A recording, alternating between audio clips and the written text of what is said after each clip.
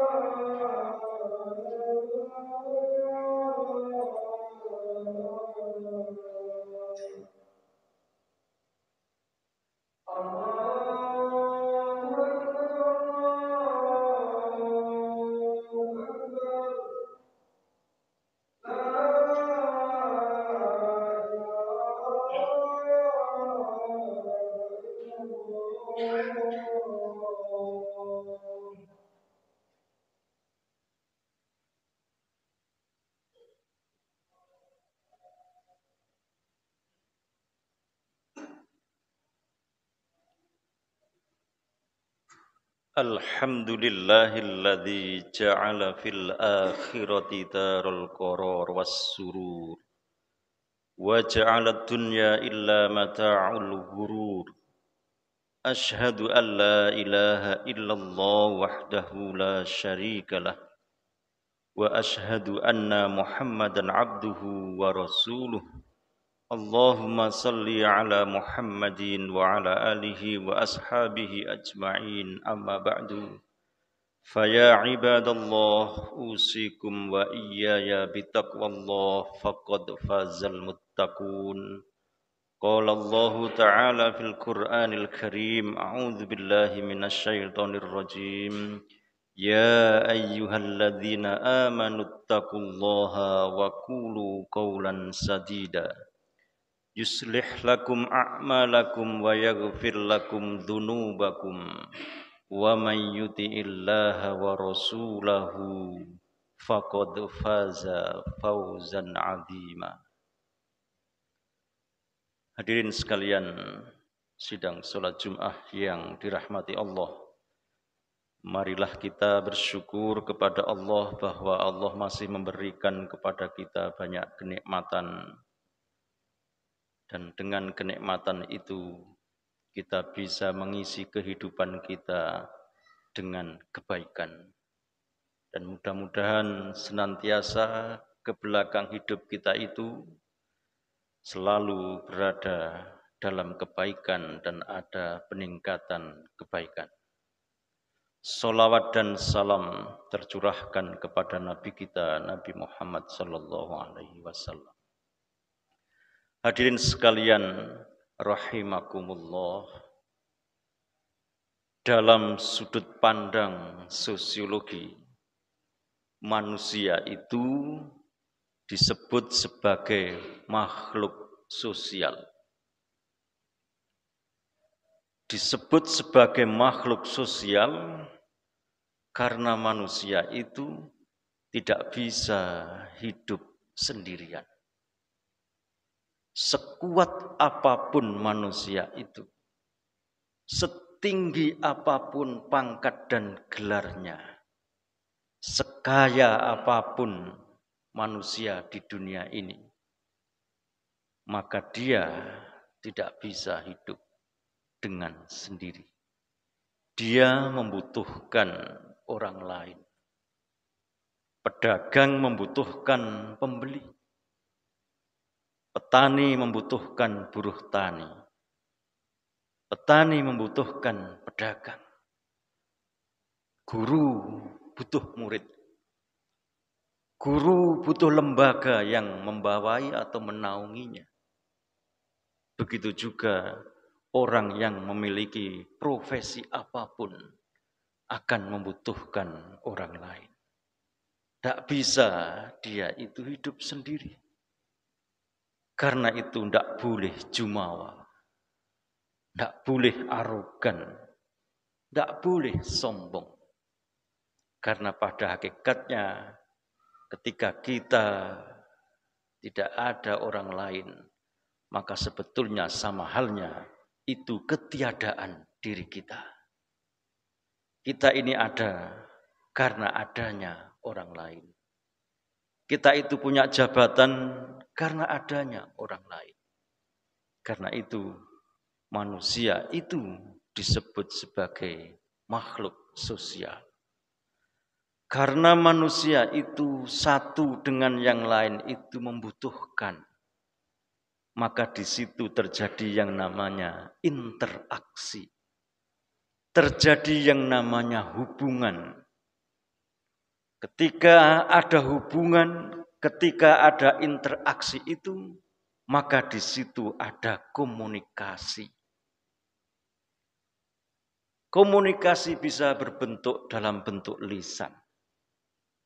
Nah, disinilah kadangkala hadirin sekalian yang berbahagia, kita harus bisa membawa diri ketika bagaimana harus membangun komunikasi, tutur sapa dan tutur kata kita ketika kita berkomunikasi dengan orang lain, dengan orang yang berada di luar diri kita. Komunikasi yang kita bangun yang dalam bentuk lisan itu adalah wujud bagaimana integrasi yang ada pada diri kita, integritas yang ada pada diri kita. Bagaimana kualitas hati kita, kualitas pikiran kita. Komunikasi yang kita ucapkan dalam bentuk verbal itu tertuang melalui kata yang terangkai dengan kalimat yang terucapkan melalui lidah dan bibir kita. Lidah dan bibir kita ini memegang peranan penting dalam menjaga komunikasi, keutuhan, integrasi satu dengan yang lain. Suatu saat Luqmanul Hakim. Luqman ini adalah orang yang bijaksana yang hidup sekitar 9 abad sebelum Masehi. Abad ke-9 sebelum Masehi. Dia hidup pada era Nabi Daud atau orang Barat menyebut King David. Suatu saat Luqman ini sedang menyembelih binatang. Kemudian sahabatnya menghampiri dan bertanya, "Wahai Luqman,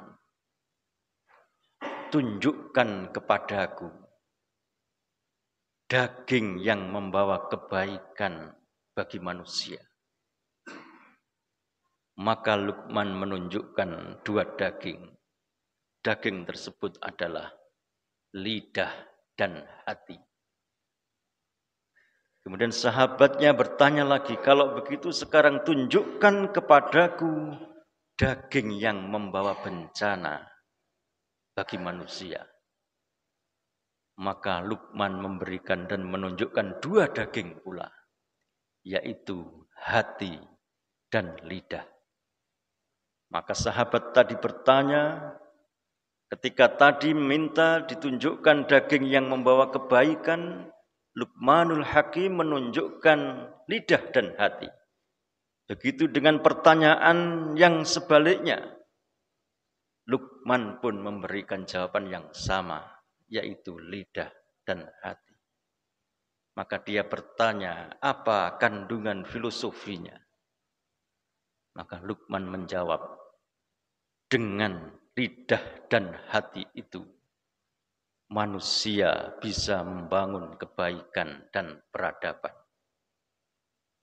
Tapi sebaliknya, gara-gara lidah dan hati pula, manusia bisa berada dalam jurang kehancuran.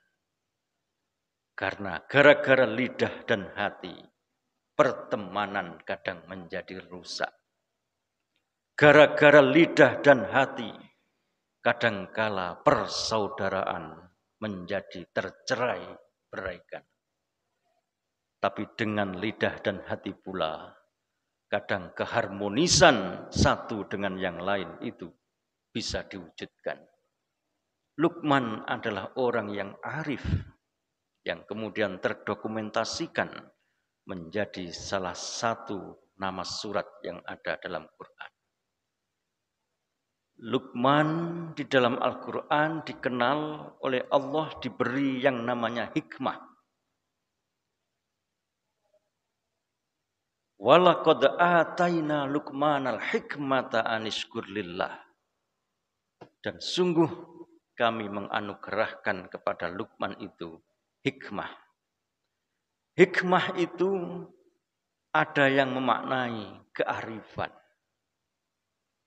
Kalau hikmah itu dimaknai kearifan, maka sebetulnya Luqman itu bukan hanya sebagai seorang yang arif dalam bidang keagamaan, tapi sebetulnya dia juga seorang filosof. Karena kata filosof itu memiliki makna cinta kearifan, cinta kebijaksanaan. Maka siapa yang cinta pada hikmah, maka sebetulnya dia adalah seorang filosof. Karena itu, ketika Plato pada 4 abad sebelum Masehi yang terkenal dengan taman akademianya, maka sebetulnya 9 abad sebelum Masehi sudah ada yang namanya Luqmanul Hakim. Orang yang sangat arif, yang sangat bijaksana, cinta kearifan dan kebijaksanaan. Hadirin sekalian yang berbahagia, karena itu komunikasi bahasa itu menjadi penting. Tutur kata itu menjadi fundamental dalam kehidupan kita sehari-hari. Di dalam Al-Quranul Karim ada pola-pola komunikasi yang bisa kita jadikan rujukan ketika kita berkomunikasi dengan pihak lain. Misalnya Quran mengatakan dengan kalimat qaulan sadida.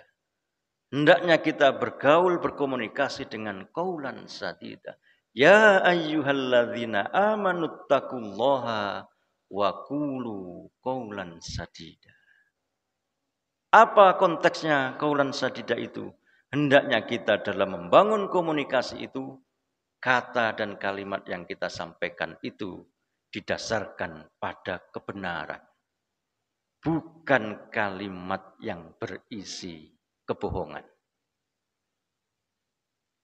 Kita berteman, kita bergaul, menyampaikan sesuatu kepada mereka. Yang kita sampaikan adalah kebenaran. Kalimat yang kita utarakan adalah kalimat yang tidak di dalamnya dihiasi dengan kebohongan-kebohongan. Ketika kita berkomunikasi dengan orang, kemudian kita landasi dengan kebohongan, maka akan sangat berimplikasi tercederainya persaudaraan dan pertemanan itu. Karena sudah kita landasi ungkapan itu dengan sebuah kebohongan. Pada ayat lain, Allah memberikan pembelajaran kepada kita. Hendaknya kita berkomunikasi yang baik dengan kalimat qaulan karimah. Kalimat yang memuliakan. Kalimat yang memberikan penghormatan kepada orang lain, khususnya kepada orang tua dan orang yang lebih tua dari diri kita. Kalau kita baca Quran misalnya surat Al-Isra, ketika ada nasihat, wala taqul lahuma uf wala tanharhuma wa qul lahuma qaulan karimah. Tidak boleh membentak kepada orang tua, tidak boleh berkata kepada orang tua, tapi katakanlah dengan qaulan karimah, dengan kalimat yang memuliakan. Yang ketiga, di dalam Quran Allah juga memberikan nasihat kepada kita. Hendaknya kita berkomunikasi dengan qaulal layyina, dengan perkataan yang lemah lembut. Kalau kita buka Quran surat Toha, ketika di situ diceritakan bagaimana Nabi Musa dan Nabi Harun diutus oleh Allah menemui Fir'aun. Nabi Musa itu hidup sekitar 13 abad sebelum Masehi. Jadi sekitar 400 tahun sebelum Nabi Daud. Ketika dia diutus, mereka berdua diutus kepada Fir'aun.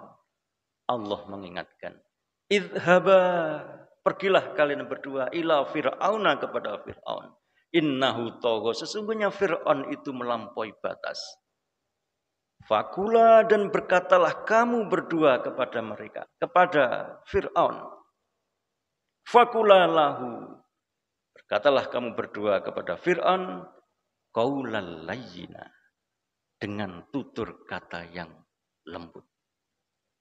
Apa yang bisa kita petik dari ayat ini? Kepada Fir'aun yang zalim, yang mendeklarasikan dirinya sebagai Tuhan, yang tentunya dalam perspektif kita ini adalah kezaliman yang sangat zalim. Tapi Nabi Musa dan Nabi Harun dianjurkan oleh Allah dengan qaulal layyina, dengan tutur kata yang lemah lembut. Hadirin sekalian, kadangkala kekerasan hati manusia itu tidak bisa ditundukkan dengan kekerasan. Tetapi kadangkala kerasnya hati manusia itu bisa luluh dan tunduk dengan ungkapan-ungkapan yang lemah lembut. Tidak selamanya bahwa kekerasan itu harus dihadapi dengan kekerasan. Kadangkala kekerasan itu akan kalah dengan kelembutan. Kita sebagai bangsa Indonesia pernah punya presiden yang kuat, yang orang takut menghadapinya, orang takut mengkritiknya, hebat. Tetapi ada seorang yang kiai yang juga hebat, yang arif, ketika sang pemimpin kita itu keliru dalam sudut pandang keagamaan, maka dia datangi pemimpin itu. Dia nasihati dengan bahasa Jawa, karena dia tahu bahwa sang pemimpin itu adalah orang Jawa. Diajak diskusi dengan bahasa Jawa yang sangat halus. Dan akhirnya apa yang dia sampaikan itu bisa diterima. Kiai itu adalah Allahu Yarham Kiai Haji A.R. Fahrudin, mantan Ketua Umum Pimpinan Pusat Muhammadiyah. Beliau memakai kaidah, bukan kaidah fikih yang dipakai, tapi filosofi Jawa yang beliau pakai. ngluruk tanpa wadyabala, menang tanpa ngasorake. Dia datang tidak perlu membawa pasukan, tapi dia menang. Idenya diterima tanpa harus merendahkan orang yang diajak dialog. Orang yang dianggap salah tanpa kehilangan harga dirinya. Tentu semua itu bisa dilakukan ketika kita memiliki kualitas kemampuan dengan standar komunikasi qaulan layyina sebagaimana yang disarankan oleh Al-Qur'anul Karim. Nah, kalau kita simak ini, hendaknya kita berhati-hati. Kepada Fir'aun yang sangat dolim saja, kita dianjurkan untuk qaulan layyina. Apalagi hanya seorang teman kita yang kebetulan jadi pemimpin, jadi pejabat, yang sama-sama sholat, sama-sama baca Quran, sama-sama sholat duha, sama-sama tahajud, sama-sama sholat sunat yang lain, berpuasa wajib dan sunnah. Apalagi dengan kawan kita yang kebetulan punya jabatan dan pemimpin yang seperti itu. Dengan orang yang lalim saja kita dianjurkan qaulan layyina.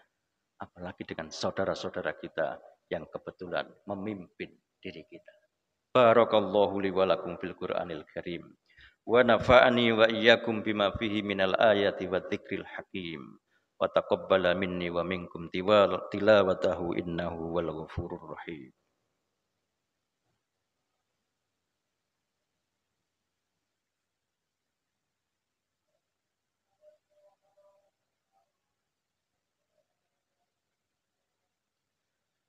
Alhamdulillahilladzi khalaqal mauta wal hayata liyabluwakum ayyukum ahsanu amala wa huwal azizul ghafur.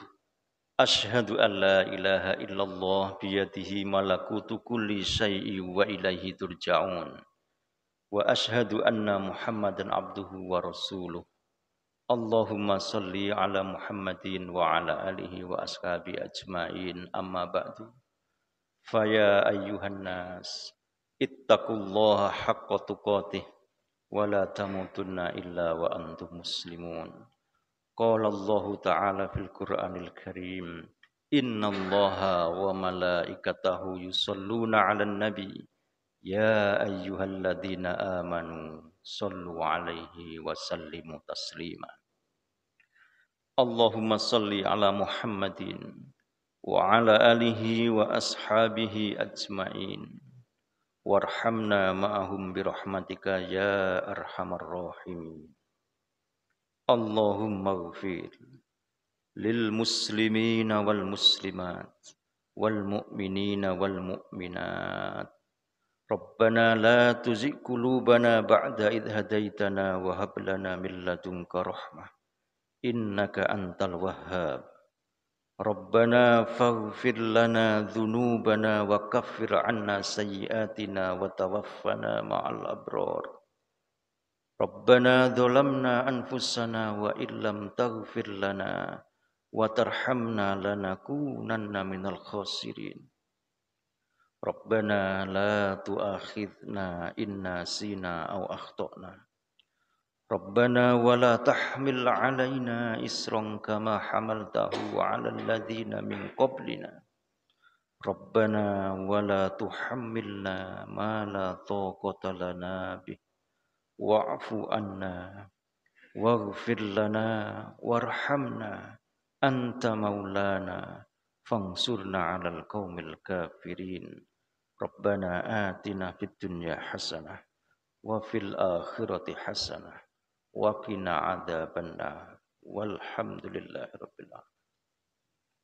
Wala dzikrullahi akbar.